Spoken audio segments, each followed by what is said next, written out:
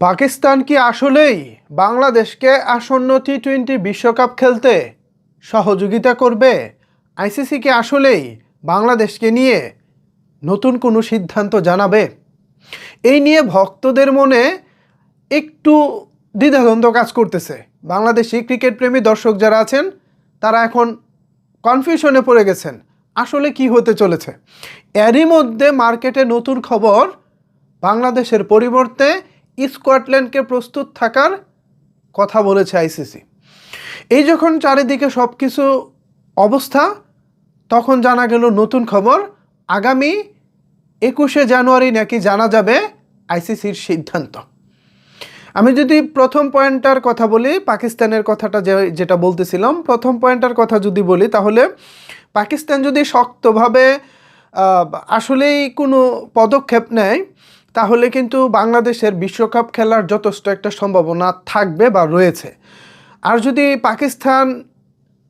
পাকিস্তানি মিডিয়াতে যেসব নিউজ হচ্ছে, এটা যদি জাস্ট ফাঁকা বুলি হয়, পাকিস্তান ক্রিকেট বোর্ড যদি সত্যি আমাদেরকে সহযোগিতা না করে, তাহলে হয়তোবা আমাদের বিশ্বকাপ খেলাটা এবার আর হচ্ছে না।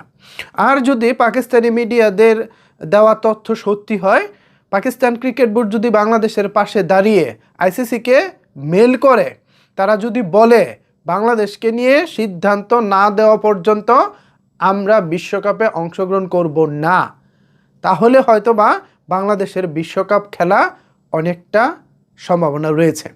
কিন্তু যদি পাকিস্তানের মিডিয়ার নিউজ মিথ্যে হয়, পাকিস্তান যদি কোনো প্রকার কোনো বিবৃতি না দেয়, তাহলে কিন্তু আমাদের পক্ষে দাঁড়ানো মানুষের সংখ্যা খুব একটা এখন তো নাই, সামনেও থাকবে না। তো এমত অবস্থায় উঠে এসেছে আরও একটি দলের নাম, স্কটল্যান্ড। আপনারা যারা ক্রিকেট প্রেমী দর্শক আছেন, আপনারা নিশ্চয়ই স্কটল্যান্ডকে চিনেন। তো এই স্কটল্যান্ডকে নাকি আইসিসি বলেছে তারা যেন প্রস্তুত থাকে, যে কোনো মুহূর্তে তাদের ডাক আসতে পারে। বাংলাদেশের পরিবর্তে হয়তো বা স্কটল্যান্ডকে ঢোকানো হবে আসন্ন টি-20 বিশ্বকাপে। এটাও একটা উড়ো খবর। এখন এই যে চারিদিকে উড়ো খবর চলতেছে, পাকিস্তান কি চাচ্ছে, আইসিসি কি চাচ্ছে, আদৌ বাংলাদেশ বিশ্বকাপে শেষ পর্যন্ত থাকবে কিনা, চারিদিক থেকে নানা রকমের যে খবর মানে চলতেছে, এই সব কিছুর উত্তর পাওয়া যাবে 21শে জানুয়ারি, আর মাত্র 2 দিন পর। আজকে 19শে জানুয়ারি, আমি যখন ভিডিওটা পাবলিশ করব তখন অলমোস্ট 19শে জানুয়ারি শুরু। তো 19শে জানুয়ারি, তার মানে আর 2 দিন বাকি, মাঝখানে হচ্ছে 20 তারিখ। আমাদের আর খুব বেশি দিন অপেক্ষা করতে হবে না। তবে আমি খুব করে চাইব আইসিসি যেন বাংলাদেশকে রাখে, বাংলাদেশের ম্যাচগুলো যেন শ্রীলঙ্কাতে আয়োজন করে, এই আশা ব্যক্ত করব।